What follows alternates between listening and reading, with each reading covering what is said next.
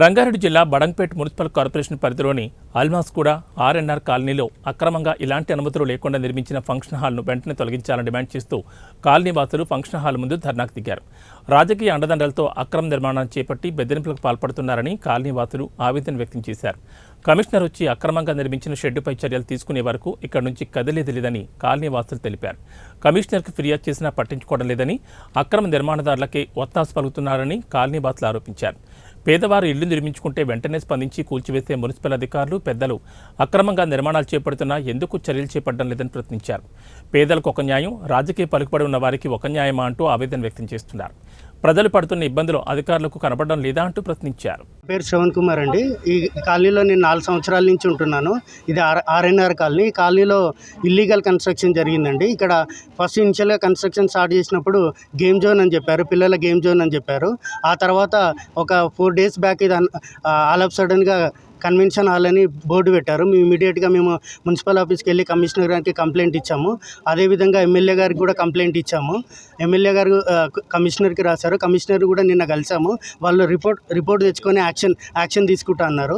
యాక్చువల్గా ఈ function hall పెట్టడం వల్ల ఇది 300 to 400 కెపాసిటీ ఉంది. దీనివల్ల రెసిడెన్షియల్ జోన్లో అసలు ఫంక్షన్ హాల్కి పర్మిషన్ ఎట్లా ఇచ్చారు? దానివల్ల డ్రైనేజ్ సమస్య వస్తుంది, రేపు పొల్యూషన్ సమస్య వస్తుంది.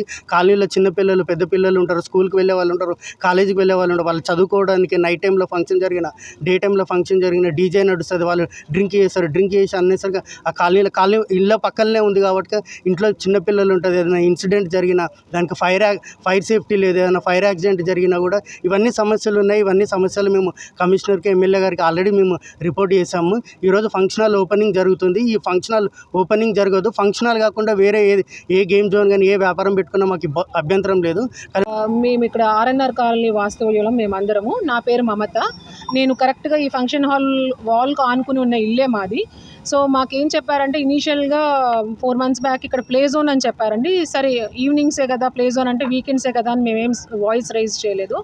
జస్ట్ 5 days బ్యాక్ ఈ బోర్డు పెట్టారండి. సో ఇమీడియట్గా నెక్స్ట్ డే మేము వెళ్ళి కమిషనర్ గారిని కలిసి మేము కంప్లైంట్ ఇచ్చాము. దీనివల్ల ఏర్పడే సమస్యలు, అది పార్కింగ్ కావచ్చు, పార్కింగ్ ఇళ్ళ మధ్యలో చేశారండి.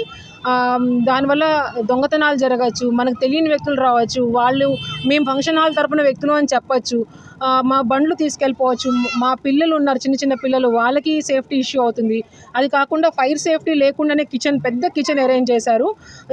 నా ఇల్లు ఆనుకునే ఉంది. రేపొద్దున ఏదైనా అవుతే ఎవరు గ్యారంటీ ఇస్తారు మాకు? అలా కాకుండా డ్రైనేజ్ కూడా కలిపేసుకున్నారు. కాలనీ డ్రైనేజ్లో అది ఓపెన్ డ్రైనేజ్, అది ఎంత భయంకరంగా స్మెల్ వస్తుందో దానికి కూడా చాలా సమస్యలు వస్తాయి మాకు. పవర్ కూడా ఉండాల్సింది. మేమందరం కొనుక్కునే వాళ్ళం కాదు. మీరు ఫంక్షన్ హాల్ పెట్టుకుంటా అంటే పెద్ద ఫంక్షన్ హాల్ పెట్టుకోండి.